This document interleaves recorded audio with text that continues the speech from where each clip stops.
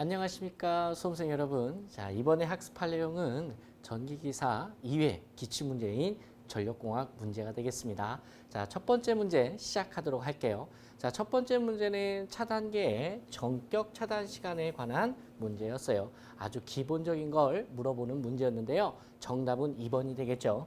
트리코일이 여자되는 순간부터 아크가 소호되는 데까지 걸리는 총 시간을 우리가 차단계의 전격 차단 시간이라고 하죠. 자, 여기서 우리가 또 한 가지 짚고 넘어가야 될 게 있는데 차단계의 전격 차단 시간 그 사이클을 물어볼 수도 있거든요. 그렇게 되면은 3에서 8 사이클이 정답이 되겠죠. 자, 그래서 차단계 전격 차단 시간 요 범위까지 암기를 하시고 차단계 전격 차단 시간에 대한 정의까지 암기를 해주시는 게 좋습니다. 왜냐하면 요게 어디 시험에서도 나와요? 그렇죠. 자, 전기기사 실기 시험에서도 나올 수 있는 부분이라는 거 다시 말씀을 드리면서 간략하게 설명 도와드리도록 할게요. 자, 차단기가 이렇게 있다고 할게요. 자, 이게 차단기 심벌이죠. 그럼 차단기가 있으면 차단기에 신호를 주는 무슨 코일이 있습니까? 바로 TC라는 트리코일이 존재를 합니다. 자, 그러면은 우리 변류기라는 게 있었죠. 변류기 CT가 있고 이 CT에서 OCR이 연결돼 있고 이 OCR이 바로 트리코일에 연결이 되어 있어요. 자, 이 상태에서 그 메커니즘을 좀 설명을 드리면은 예를 들어서 이제 과전류가 흘렀다라는 거예요. 그러면 CT가 이 전류를 변성을 해서 자, 2차 측에 전류를 흘려보내요. 전류를 흘려보내는데 그 전류가 이 OCR 과전류 계전기의 탭값보다 넘게 여러분 전류가 흐르게 되면 OCR의 탭값이라고 하죠. 자, 이 전류가 만약에 7A가 여러분 흘렀어. 근데 OCR의 탭값이 6A로 설정이 되어 있는 거야. 그러면은 탭값보다 더 높은 전류가 흐른 거죠. 위험하니까 이 OCR은 신호를 주는 거지. 누구한테? 그렇죠. 바로 트리코일한테 전류를 흘려보내줍니다. 이렇게 트리코일이 전류를 흘려보내주면 트리코일이 어떻게 되냐? 여자가 된다라는 거야. 여자 된다 또는 역이 된다. 여자 된다, 역이 된다는 말은 뭡니까? 그렇죠. 전자력이 발생을 하게 되는 거죠. 그 전자력에 의해서 여기 붙어 있던 극이 어떻게 돼요? 열리게 되는 거죠. 이걸 우리가 개극이다라고 해요. 극이 열린다. 그럼 극이 뻥 하고 떨어졌어요. 근데 이렇게 개극이 될 텐데 개극이 될 때 그냥 개극이 되는 게 아니라 여기서 뭐가 발생한다고 그랬어요? 지지직하고 아크가 발생한다고 그랬었죠. 근데 차단기는 이 아크를 없앨 수 있는 아크 소호 능력이 있어요? 없어요? 그쵸? 아크 소호 능력이 있었죠. 이 아크를 육불화 유황 SF6 가스라는 이러한 가스를 이용해서 이 아크를 없애주면은 그게 바로 가스 차단기였었고, 그 다음에 우리가 압축 공기를 불어가지고 이 아크를 없앴다면 공기 차단기였어요. 이렇게 이랬든 저랬든 아크를 어떻게 해준다? 없애준다. 이 아크가 소호가 돼야 완전하게 뭐가 된 거예요? 그렇죠. 전기적으로 전류가 차단이 된 거다라는 거야. 그래서 극이 열리는 순간, 즉 트리코일이 여자되는 순간부터 시작해서 극이 열리고 아크가 발생하고 아크가 최종적으로 없어지는 시간, 그걸 우리가 이렇게 표현하는 거예요. 트리코일이 여자되는 순간부터 아크가 소호된 데까지 걸리는 총 시간을 말한다. 이렇게 표현이 되는 겁니다. 어때요? 이해 가셨나요? 자, 다음 문제 한번 살펴보도록 할게요. 자, 이번엔 2번 문제인데요. 2번 문제는 역률 개선용 콘덴서를 델타 결선했을 때와 Y 결선했을 때 어떤 차이점이 있는지를 물어보는 문제입니다. 문제 확인해 보도록 할게요. 역률 개선용 콘덴서를 부하와 병렬로 연결하고자 한다. 델타 결선 방식과 Y 결선 방식을 비교하면 콘덴서의 정전 용량의 크기는 어떠한가? 콘덴서 용량 C에 관해서 Y 결선과 델타 결선 한번 비교해 봐 주세요 라는 얘기죠. C는 뭡니까? 정전 용량이죠. 그러면은 여러분께서 이 문제를 풀기 전에 기본적으로 Y결선과 델타 결선의 특징은 알고 계셔야 되십니다. 먼저 Y결선은 어때요? 성간전압이 상전압보다 루트 300 크고요. 델타 결선인 경우에는 성간전압과 상전압이 같죠. 자, 이것을 토대로 한번 문제를 한번 풀어보면 미리 준비를 해놨어요. 자, 여기 보시면 Y결선은 좀 전에 말씀드린 것처럼 자, 성간전압이 상전압보다 몇 배 크다? 루트 300 크다. 자, 요거 기억하시고 자, 밑에 이제 공식이 있어요. 자, 충전 용량 Q는 3오메가-C2의 자승이죠. 이게 바로 이제 콘덴서 용량과 관련된 식인데 자, 여기에서 여러분 2가 무슨 전압이야? 여기서 2가 바로 여러분 상전압이죠. 우리가 상전압이라고 하는데 요 2를 구하려면 자, 루트 3을 어떻게 돼요? 이항시켜야 되죠. 그래서 상전압은 성간전압을 뭘로 나눠준다? 루트 3으로 나눠준다라고 했었습니다. 자, 그러면은 식이 이렇게 정리가 되는 거죠. 자, 그러면은 Q하고 오메가-C V 자승만 남게 되는데 이것을 정전 용량 C를 기준해서 식을 다시 정리하면 정전 용량 C는 오메가 V 자승분의 Q가 되는 거고요.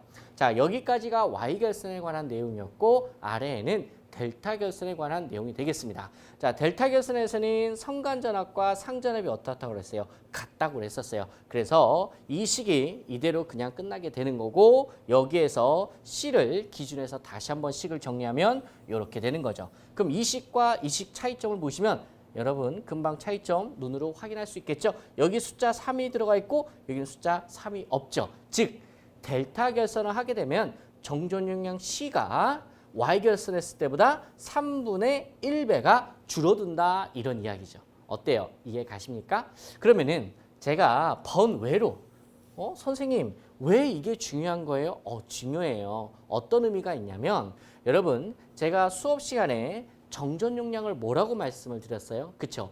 콘덴서가 여러분 전하를 담는 그러한 기능을 하고 있죠. 그 콘덴서 용량의 크기를 말하는 게 바로 정전 용량 C라는 파라미터가 되는데 그 정전 용량의 크기 또는 정전 용량 바로 뭐예요? 콘덴서 용량의 크기 부피를 말해요. 이것이 3분의 1배로 줄어든다라고 생각을 해보세요. 그러면 더 작은 콘덴서 용량으로도 이 부하의 역률을 개선할 수 있다. 그러니 우리가 일반적으로 수변전 설비 도면 보면 콘덴서는 3상의 경우 다 무슨 결선되어 있는 거예요? 그렇죠. 델타 결선되어 있는 겁니다. 자, 그런 이야기 하면서 여러분 정답은 3번이 되겠네요. 자, 이 정도면 어때요? 충분하셨나요? 자, 다음 문제 가보도록 할게요. 자, 직경내에 대한 방호 설비에 대해서 가장 적당한 것을 물어봤어요. 자, 먼저 직경내야. 낙내에는 종류가 두 가지가 있죠. 직경내와 유도례가 있어요. 여기에는 이제 방호 설비. 자, 1번 볼게요. 복도체. 복도체는 코로나 방지죠? 벌써 아웃이네. 자, 그 다음에 서지 흡수기. 서지 흡수기는 SA라고 하죠. 약호로. 자, 역할이 뭡니까? 그렇죠. 내부 이상 전압이야. 내부 이상 전압에 대한 방호 대책이 이상 전압에 대한 방호 대책이었으면은 괜찮았을 거예요. 근데 직경내는 내부 이상 전압이에요? 외부 이상 전압이에요? 그렇죠. 외부 이상 전압이죠. 그렇기 때문에 외부 이상 전압에 대한 방호 대책으로는 적절하지 못하다라는 거지. 자, 서지 흡수기와 비슷하지만 내부가 아니라 외부 이상 전압에 대한 방호 대책이 피뢰기였죠. 만약에 이 보기에서 피뢰기가 보였다면 정답이 될 수가 있습니다. 근데 다행히도 피뢰기가 안 보이죠. 자, 그러면은 두 번째 볼게요. 2번 가공지선. 정답은 2번이네요. 여러분 가공지선의 역할이 뭐예요? 직경내 차폐, 유도례 차폐, 통신선의 유도장애 감소 또는 차폐. 요 세 가지가 중요한 역할인데 정답은 2번이 되겠습니다. 정전 방전기는 방전기예요. 그렇기 때문에 직경내에 대한 방호 설비는 아닙니다. 이건 시험에서 한 번도 답이 된 적도 없고 우리가 수업 시간에 배우지도 않죠. 그러니까 정답에서 제끼시고. 자, 24번 갈게요. 24번은 여러분 우리가 공부할 때 화력 발전에서 배웠던 내용이 나오네요. 1kWh를 열량으로 환산하면 이건 kWh의 단위를 열량으로 환산돼요. 그럼 몇 킬로칼로리냐? 자, 이거 기본적으로 외우는 거죠. 얼마예요? 860 킬로칼로리가 되는 거죠. 그래서 정답은 4번. 자, 요거는 우리가 어디서 많이 배웠어요? 그쵸? 바로 화력 발전에 열 효율 구할 때 이탄은 어떻게 썼어요? mH분의 860의 W. 이렇게 우리가 공식을 많이 외웠었죠. 요거 할 때 제가 여러분께 많이 강조를 했었는데 요 m이 뭐냐? 자, 킬로그램이죠. 자, 연료 몇 킬로그램. 그다음에 H가 발열량이죠. 발열량. 그래서 단위가 뭐였어요? 킬로칼로리 퍼 킬로그램이었죠. 1kg당 몇 킬로칼로리의 열량을 내느냐 이런 이야기였고 자, 그다음에 860 상수고요. W가 뭐예요? 바로 이 W 단위가 전력량이었잖아. 킬로와트아워였지. 자, 그래서 만약에 이게 20킬로와트아워다라고 하면 거기에다가 860을 곱하는 순간 분자의 단위는 뭐가 되는 거예요? 그렇죠. 바로 킬로칼로리의 단위가 되는 거였습니다. 자, 요거 생각하시면 요 문제 아주 쉽게 풀 수가 있는 거였고요. 자, 다음 문제 가도록 할게요. 다음 문제도 화력발전과 관련된 내용이네요. 자, 화력발전소에서 가장 큰 손실을 물어봤습니다. 정답은 3번 복수기에서의 손실. 이 복수기에서의 손실이 얼마나 크냐면 전체 화력발전소 열 손실의 50%나 차지한다고 그랬어요. 어마어마하죠. 그래서 복수기에서의 열 손실이 어마어마하다. 네, 정답은 3번. 그래서 이런 복수기에서 에너지 손실을 어떻게 해서든지 절약하고 싶은 거죠.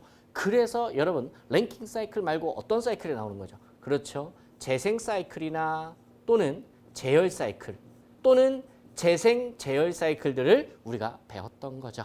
자, 그래서 우리가 이제 이러한 사이클을 배울 때 이런 내용을 충분히 배웠던 거고요. 정답은 3번. 이 문제는 되게 쉬웠던 문제네요. 다음 문제 가보도록 하겠습니다.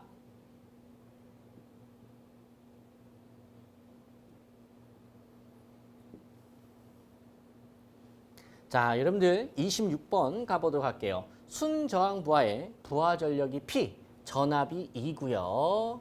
자, 전력이 P래요. 선로의 길이를 L로 뒀네요. 그 다음에 고유저항 로를 줬고요. 이것인 자 단상 2선식. 오케이. 단상 2선식 선로에서 선로 손실을 Q라고 하면 도대체 뭘 물어보는 거죠? 전선의 단면적을 물어봤네.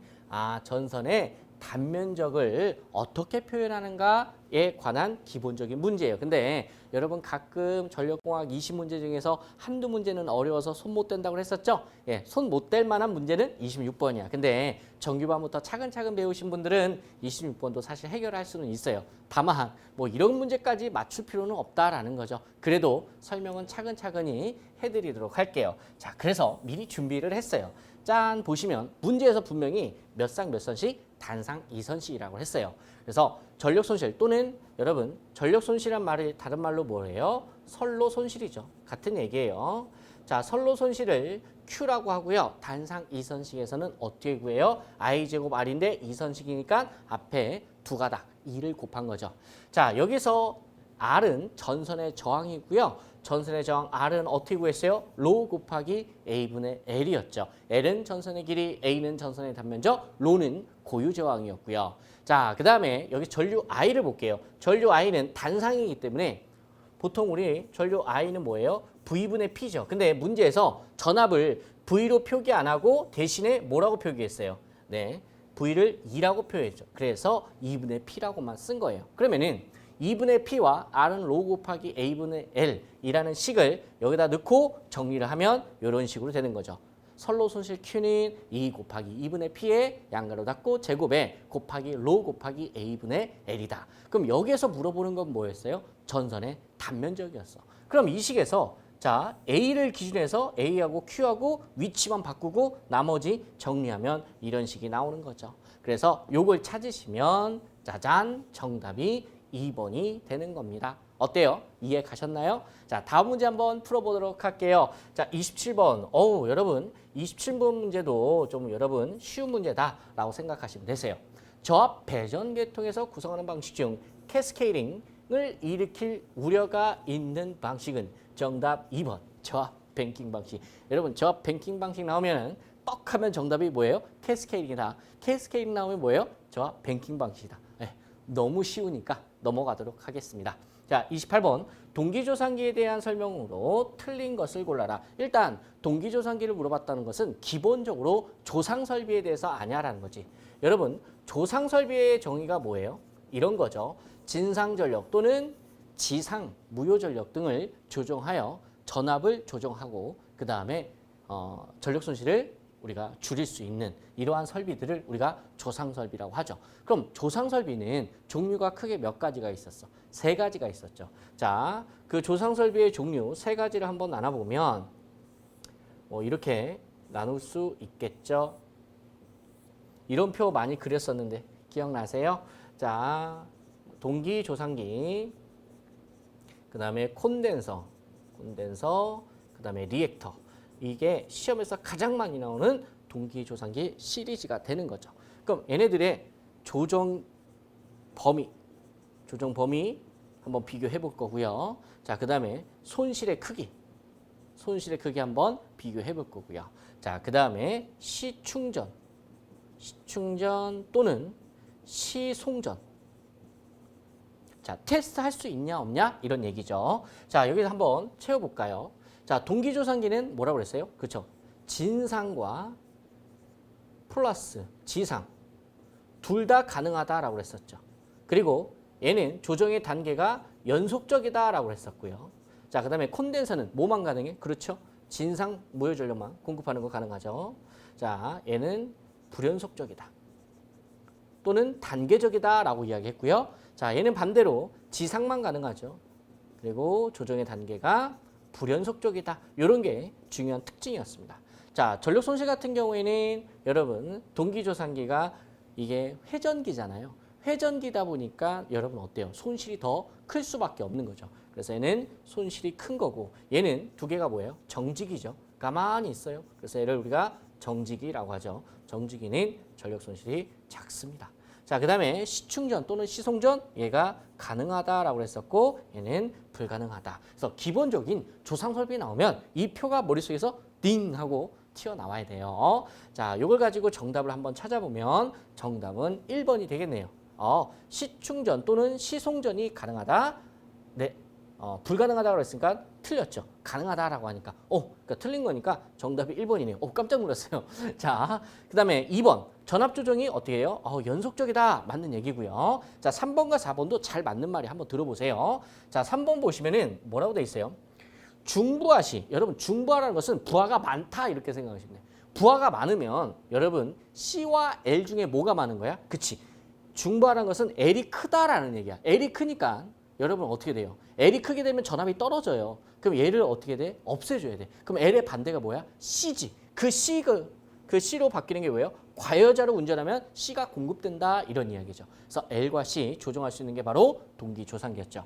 그래서 앞선 전류를 취해준다. 자, 그다음에 네 번째 경부하시. 경부하라는 것은 여러분 이렇게 생각하시면 되죠. L이 없고 반대로 C가 큰 거야. 그럼 C가 클 때는 오히려 또 불안정해지죠. 그럼 C를 감소시키기 위해서는 또 L을 공급하는 거지. 그 L을 공급하는 게 뭐예요? 부정여자로 운전하게 되는 거죠. 그게 바로 동기조상기였죠. 자, 여기까지 해서 28번 문제 풀어봤고 다음 문제 가도록 할게요. 자, 29번이 되겠네요. 동작 전류의 크기가 커질수록 동작 시간이 전류의 크기가 커질수록 동작 시간이 짧게 되는 거. 반비례네요. 자, 정답은 뭐예요? 반환식의 전기 정답이 되고요. 자, 순환식의 전기란 게 정답이 되려면 어떤 글자가 나와야 돼요? 키워드. 그렇죠. 즉시. 요 말이 또 들어갔어야 되는 거고. 자, 그래서 정답은 3번이 되는 거예요. 자, 정환식의 전기는 뭐예요? 일정한 시간이 일정하게 정해졌다 이거죠. 그 시간이 지난 뒤에 여러분 동작하는 게 정해진 시간이 되는 거고 이건 즉시 동작하는 거고 이거는 반비례. 전류가 크면 위험하니까 빨리빨리 동작하는 거죠. 그러니까 동작 시간이 짧아지는 거고 전류가 작으면 덜 위험하니까 동작 시간이 길어진다라고 이야기를 드렸었어요. 그리고 네 번째 반환시 정환식의 전기는 뭐예요? 반환시의 특성과 정환시의 특성이 합쳐진 보호 방식이다. 자, 그 다음에 30번 갈게요. 400kVA 단상 변압기를 세 대를 델타 결선으로 운전하다가 한 대가 고장이 났대요. 그랬을 때 무슨 결선? VV 결선 가능하다고 그랬죠. 이때 뭘? 출력을 구하래요. 그러면은 V 결선 시의 출력 너무 쉬운 문제죠. PV는 루트 3에 곱하기 P1이었죠. 여기서 P1은 뭐야? 단상 변압기 한 대 용량. 그 한 대 용량이 얼마래요? 400이래요. 그래서 숫자 400만 넣어주면 빠방빵 하고 얼마 나오죠? 자, 정답은 3번이 되겠습니다. 아주 쉬운 문제니까 직접 여러분 계산기 한번 두드려 보세요. 자, 31번 갈게요. 자, 31번은 개폐기에 관한 내용인데 부하전류의 차단 능력이 없는 것은 부하전류의 차단 능력이 없는 것을 고르래. 정답은 1번이지. 단록이죠. 여러분 단록이 디스커넥팅 스위치의 약자로서 DS라고 쓴다고 했어요. 자, 무부하시에만 즉 무전압 상태만 선로를 개폐할 수 있다고 했었죠. 그 이유가 뭐였어요? 그렇죠. 아크 소호 능력이 없기 때문에다라고 이야기를 했었죠. 그러니 여러분 부하 전류도 차단 못하고 사고 전류도 차단 못하죠. 단순히 그렇죠. 개폐만 할 수 있는 거 정답 달로기. 자, 지금 부하전류라고 그랬어요. 얘와 거의 비슷한 게 있는데 만약에 시험에서 LS가 보여. LS가 뭡니까? LS 선로개폐기야. 선로개폐기도 여러분 달로기와 거의 똑같은 거다라고 설명을 드렸습니다. 선로개폐기 LS가 나와도 정답이 될 수는 있어요. 근데 여기에서는 달로기가 보니까 달로기 정답 처리했던 거죠. 자, 그 다음에 O12나 V12는 어때요? 여러분 차단기죠. V12는 진공차단기고 O12는 유입차단기죠. 이러한 차단기는 어떻습니까? 부하전류 끊을 수 있고 사고전류도 끊을 수 있죠. 예, 그렇기 때문에 차단 능력이 있다가 맞는 말이고요. NFV는 뭐예요? MC12죠. 당연히 부하전류 끊을 수 있죠. 자, 그래서 정답은 1번. 자, 다음 문제 가도록 할게요. 자, 직류송전 방식에 관한 설명으로 틀린 것을 골라라. 아하, 직류송전 방식과 교류송전 방식을 비교하는 내용이었는데 여러분, 우리가 직류송전 방식 생각할 때 어떤 거를 제가 기준을 잡으라고 그랬어요? 그렇죠. 직류는 주파수가 있다 없다? 없다더라. 그렇기 때문에 무수히 많은 장점이 있는 거고 자, 반면에 단점도 가지고 있습니다. 자, 그럼 직류송전 방식의 장점과 직류송전 방식의 단점을 볼 텐데 직류송전 방식의 장점 먼저 첫 번째 절연이 용이합니다. 교류 방식보다. 왜 그러냐면 자, 요거 간단하게 설명드릴게요. 절연이 왜 용이하게 되냐면 직류 예를 들어서 직류 100kV라고 할게요. 직류 100kV는 이렇게 전압이 이렇게 되는 거죠. 자, 시간 t에 따라서 100이란 값이 일정하게 유지가 돼요. 근데 반면에 자, 교류 예를 들어서 154라고 할게요. 그럼 교류 154kV를 때 요 154라는 것은 무슨 치야? 실효치가 존재하죠. 근데 여러분 절연해 줄 때는 최대치까지 커버를 해줘야 되거든요. 자, 그러면은 교류를 할 때 요 뭐 이런 식으로 파형이 교류 파형이 그려지고 자, 154는 여기가 154야. 그런데 무슨 값이 존재해? 그쵸? 최대값이 존재하죠. 맥스 값이. 근데 이 맥스 값까지 뭘 해줘야 돼? 절연을 해줘야 되죠. 그럼 결론은 어떻게 돼? 예, 이마만큼이 절연의 두께가 더 두꺼워지는 거지. 그래서 교류가 절연할 때는 더 불리하다 이런 이야기입니다. 자, 그 다음에 자, 절연이 용이하다 설명 충분히 드렸고요. 자, 그 다음에 어떤 장점들이 있을까요?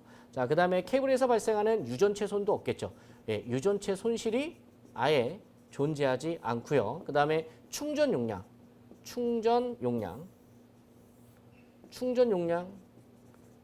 예, 어떻게 제로죠. 그 다음에 안정도 높죠. 그 다음에 공급 가능 전력이 상당히 높겠죠. 왜? 뭐가 없으니까. 그렇죠. 무효 성분이 없지 않습니까? 여러분 주파수가 없다는 것은 XL과 XC가 아예 없게 되는 거예요. 그러니까 무효 성분 자체가 없기 때문에 여러분 전력 공급 가능 전력이 높아지는 겁니다. 이거 말고도 엄청나게 많아요. 자, 이러한 장점도 있고 자, 그다음에 단점도 있었어요. 단점은 뭡니까? 그렇죠? 회전자기를 얻을 수 있다 없다. 요게 이제 또 치명적인 단점이었죠. 그다음에 전압의 승합이나 강압이 매우 어렵죠. 요게 직류 방식의 단점이 됐었던 겁니다. 자, 요 정도만 우리가 기억을 해보고 문제 한번 풀어보도록 하죠. 자, 선로의 절연이 교류 방식보다 용이하다. 네, 맞는 말입니다. 리액턴스 또는 위상각에 대해서 고려할 필요가 없다. 네, 맞는 말이에요. 왜? 다시 한번 유도성 리액턴스 XL은 뭐예요? 오메가 L이죠. 오메가 L은 2파이 F의 L이죠. 주파수가 있어야 존재하는 값이야. 근데 직류는 주파수가 0이잖아. 그러니까 이 자체가 아예 없는 거죠. 무시당하는 거죠. 자, 3번.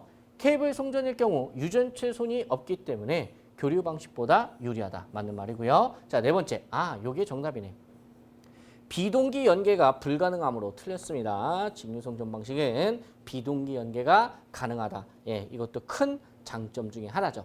비동기 연계라는 건 뭐예요? 주파수가 다른 지역을 서로 연계할 수 있느냐라는 거야. 그렇지. 한쪽은 주파수가 51Hz고 한쪽은 주파수가 61Hz야. 야, 가까운 나라인 일본이 그렇죠. 일본이 한 나라에서 정적 주파수가 두 개나 돼. 51Hz하고 61Hz. 근데 개통을 연계를 해야 되잖아요. 연계를 하려면 주파수가 같아야 연계를 가능하거든요. 근데 주파수가 다르다 보니까 연계가 어려운 거지. 그럼 어떻게 연계를 하냐라는 거지. 그 연계하는 것을 뭐로? 직류로 연계를 하자. 그러면 가능하지 않겠느냐. 그래서 직류 방식으로 우리가 할 때는 비동기 연계가 가능해서 좋다라는 얘기죠. 정답은 4번이 되겠습니다. 자, 다음 문제 한번 또 풀어보도록 할게요.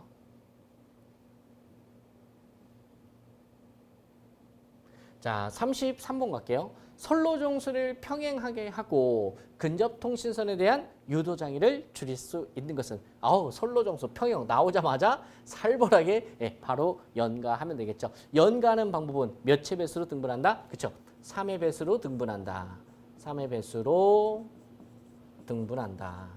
자, 목적이 뭐예요? 그렇죠. 바로 선로정수 평행. 효과는 직렬공진 방지와 통신선의 유도장애 감소라고 했습니다. 자, 정답 1번 쉽게 갔고요. 34번 갈게요. 자, 송전선로에 댐퍼를 설치하는 주된 이유는 댐퍼라는 게 뭐예요? 전선의 진동 방지. 오케이. 그래서 시험에서 기본적으로 물어보는 우리 철탑에서의 금구류 중에 하나가 되겠죠. 그중에서 시험 가장 많이 나오는 거 댐퍼입니다. 자, 댐퍼하고는 좀 다르겠지만 자, 모두 시험에 많이 나와요. 그렇죠? 스페이서도 시험에 많이 나오죠. 스페이서 알고 계셔야 되고요. 스페이서는 뭐예요? 그렇죠? 전선과 전선이 서로가 붙는 것을 어떻게 해요? 흡인력으로 인한 단락 방지를 도와주는 단락 방지를 할 수 있게끔 해주는 게 스페이서였고, 자, 그다음에 또 어떤 거? 이거 금구류는 아닌데 시공 방법 중에 하나인데 오프셋, 그렇죠? 수평거리, 철탑의 수평거리를 다르게 여러분 설계를 해서 전선과 전선이 상하로 혼촉되지 않게끔 시공하는 거. 오프셋, 스페이서, 댐퍼. 이 정도는 여러분께서 달달달 알고 계셔야 돼요. 왜? 이 셋 중에서 돌아가면서 하나씩 내거든요. 자, 다음 문제 가도록 할게요. 자, 35번 보겠습니다. 자, 35번은 되게 쉽네요. 자, 투투나인 Y 결선된 자가용 수전 설비에 계기용 변압기의 2차 측 전격 전압을 물어봤어. 투투나인. 우리가 일반적인 배전설로 전격 전압 투투나인이다. 자, 이때 PT 2차 측 전격은 뭐여야 한다고 했었죠? 몇 볼트? 110볼트다. 자, 지금 계기용 변압기 PT에 대해서 물어봤잖아요. 자, 그러면은 시험에서 PT 물어볼 때도 있고 CT 물어볼 때도 있어. 그럼 계기용 변류기. 이러한 변류기의 2차 측 전격은 몇 암페어? 그렇죠. 5암페어. 그래서 요거는 요 전격은 반드시 외우셔야 돼요.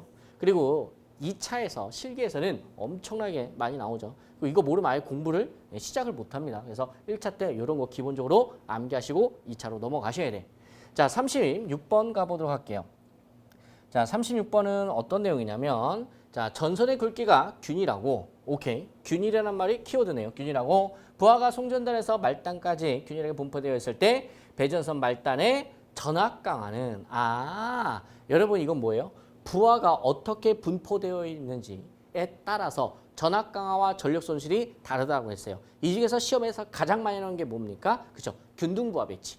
균등부하 배치와 말단 집중부하 배치를 비교하는 게 시험에 많이 나오죠. 그 중에서 자, 말단 집중부하를 비교를 했을 때 균등하게 부하를 배치를 하게 되면 전압 강화는 얼마로 줄어? 2분의 1로 줍니다. 그래서 여기서 물어본 게 뭐예요? 전압 강화를 물어봤죠. 근데 문제는 똑같게 하고 만약에 전력 손실을 물어봤잖아요.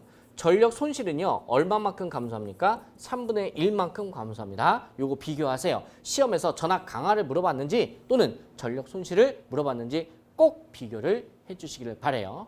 자, 말단의 집중부하로 배치한 것보다 균등부하 배치를 하게 되면 전압 강화는 얼마로 감소한다? 2분의 1배로 감소한다. 자, 그렇게 확인해 봤고요. 다음 문제 보도록 할게요. 자, 다음 문제는 전형적인 계산 문제인데 자, 이런 거 틀리면 안 되겠죠.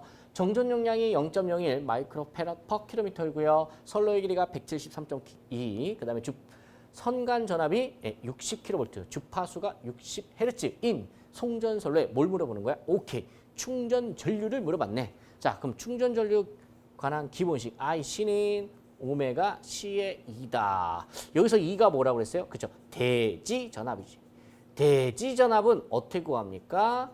성간 전압 V를 뭘로 나눠? 루트 3으로 나누면 된다고 했습니다. 자, 여기다가 숫자 그대로 대입해 볼게요. 오메가는 2파이 F죠. 주파수 61Hz. 그 다음에 C가 뭐예요? C가 정전 용량인데 문제에서 C를 얼마 줬어요? 0.01 마이크로페럿 퍼 킬로미터. 그럼 0.01 자, 마이크로니까 곱하기 10의 마이너스 6은 곱해지고 자, 이게 몇 킬로미터 있대? 173.1에. 그래서 173.2까지 곱해지고 자, 마지막에 활용점정 자, 요거 조심해야지. 저 2가 뭐예요? 대지전압이라고 했어요. 그럼 선간전압을 뭘로 나눈다? 루트 3으로. 자, 선간전압이 60kV니까 6만 볼트죠. 기본 단위로 바꿔줘야죠. 나누기 루트 3 하면 이 전체가 다 기본 단위가 되는 거죠. 그래서 암페어. 빠바박박 계산기 두드리면 정답 3번이 나옵니다. 자, 이렇게 해서 충전 전류 계산하는 거 한번 해봤고 자, 38번 가도록 할게요. 자, 38번 문제 보도록 하겠습니다. 자, 송전솔로에서 고조파를 제거하는 방법이 아닌 것을 골라라. 자, 1번 볼게요. 변압기를 델타 결선한다. 델타 결선하면 몇 고조파 제거? 3고조파 제거죠. 자, 능동형 필터를 설치한다. 네, 이것도 고조파를 제거하는 방법 중에 하나죠. 이 필터라는 것이 고조파를 제거하는 기능이 있는 것을 필터라고 그래. 그래서 능동형 필터도 있고 수동형 필터도 있어요. 뭐 이랬든 저랬든 예, 필터 들어갔으니까 이것도 고조파 제거 맞고요. 자, 네 번째 볼게요. 무효전력 보상장치를 설치한다. 그치, 우리가 고조파를 제거하는 방법 중에 하나가 바로 L과 C를 조정해서 고조파를 제거하는 거예요. 여기 있는 능동형 필터도 필터를 잘 보면 L과 C를 이용해서 고조파를 없애는 거거든요. 그래서 4번까지 맞는 말이고 정답은 3번이지. 유도전압 조정장치를 설치한다. 이거는 예, 전압을 조정해 주는 거지 고조파하고는 거리가 상당히 있습니다. 그래서 정답은 3번으로 해결하는 거고 자, 39번 갈게요. 소리액터를 소리액터 어디서 나와? 그쵸? 6장 중성점 접지 방식에서 나오죠. 소리액터를 송전계통에서 사용하면 리액터의 인덕턴스와 선로의 정전 용량이 어떤 상태로 되어 지락 전류를 소멸시키는가? 자, 어떤 상태? 그렇죠. 바로 병렬공진입니다. 여러분 기억나세요? 병렬공진식 오랜만에 쓸까요? 자, 원래 3오메가 L은 뭐예요? 3오메가 C분의 1. 자, 요런 게 여러분 공진이었죠. 자, 기억나십니까? 자, 공진이란 게 뭐예요? 자, 오메가 L은 오메가 C분의 1 이런 것들이 공진이었죠. 뭐 5고조파의 공진이면 여기 5가 들어가는 거고 3고조파면 3이 들어가는 거죠. 이랬든 저랬든 공진의 원리야. 근데 그 공진이 뭐예요? 병렬이다라는 거죠. 그래서 L과 C가 병렬이지 않습니까? 그래서 병렬 공진식 한번 써볼게요. 그러면은 오메가 L은 자, 이번에는 뭐예요? 소리액터죠? 송전계통이죠? C 몇 개? 3개. 그래서 3오메가 C분의 1. 요게 여러분 소리액터 접지 방식에서 병렬 공진식이었습니다. 자, 요 식 당연히 암기하시고 계셔야 되는 거고 자, 여기서 L만 물어봤어. L만 물어봤어. 그럼 L은 어떻게 되냐? 식이 3의 오메가의 제곱에 C분의 1이 되는 거죠. 자, 요런 식 여러분 기본적으로 알고 계셔야 되십니다. 자, 하나만 더 플러스해서 설명을 드린다면 병렬 공진식이야. 자, 근데 실무에서는 어떻게 한다고 그랬어요? 자, 과보상해 준다고 그랬었죠. 실무에서는 뭐 해준다? 과보상해 준다. 자, 과보상이라는 건 뭐예요? 오메가 L과 3오메가 C분의 1이 있을 때 3오메가 C분의 1을 좀 더 크게 우리가 설계하는 것을 과보상이라고 해줍니다. 여러 가지 안 좋은 현상들이 무섭기 때문에 완전 보상하지는 않아요. 그래서 실제로 할 때는 과보상해 준다 한 10% 정도. 자, 그래서 이렇게 한다고 이야기를 드렸었죠. 자, 여기까지 소리터 방식 한번 살펴보고 마지막 문제 한번 보도록 할게요. 자, 마지막 문제는 쉬운 문제네요. 네, 40번 되겠습니다. 자, 발전 용량이 9,800kW의 수력 발전소 최대 사용 수량이 10m 3승/s일 때 유효 낙차 H는 얼마인가? 아하, 여러분 기본적인 수력 발전의 출력에 관한 식을 생각하시면 되는데 출력 P는 9.8의 Q의 H다. 그리고 단위가 킬로와트였죠. 자, 여기에서 Q가 뭐예요? 자, 유량이라고 했죠. 유량 단위가 메다 3승/세크. 자, 그다음에 H는 유효 낙차 단위가 메타였다라고 했습니다. 자, 여러분 이 문제 풀 때 요거 조심하라고 했었죠. 예, 단위가 메다 3승/세크로 줬는지 문제 다시 한번 볼게요.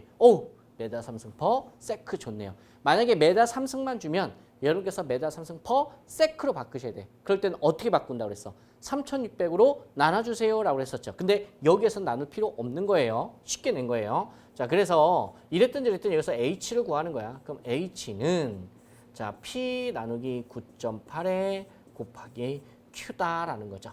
그러면 P가 얼마? 9,800. 자, 9.8 곱하기 Q가 얼마예요? 10이었어요. 그럼 딱 계산하면 100 딱 나옵니다.